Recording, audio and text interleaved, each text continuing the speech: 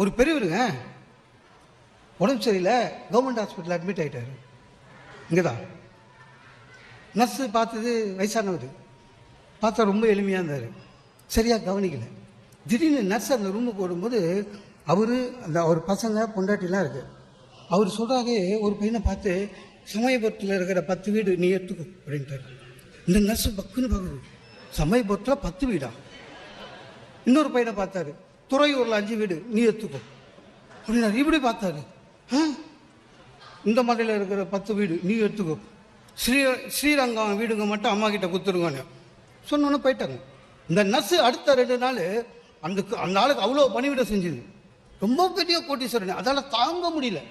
அப்புறம் அவர்கிட்டயே வந்து, ஐயா தப்பாக நினைக்காதீங்க, உங்கள் பெரிய பையனுக்கு 10 வீடுன்றீங்க, சமயபுரத்தில் ஸ்ரீரங்கத்தில் 10 வீடு, ஒரே வீடு வீடாக வள்ளி கொடுக்குறீங்க. ஐயா இவ்வளோ பணக்காரர் நீங்கள் எதுக்கு கவர்மெண்ட் ஹாஸ்பிட்டலில், நீங்கள் நினச்சிருந்தா ப்ரைவேட் பெரிய ஹாஸ்பிட்டல். அதெல்லாம் இல்லைம்மா, அந்த 2 நாள் மரியாதை வாங்கிக்கணும்னு சொல்கிறாரு. அதெல்லாம் வீடு இல்லைம்மா, நான் ஆக்சுவலாக பால் பாக்கெட்டு போடுறவன்.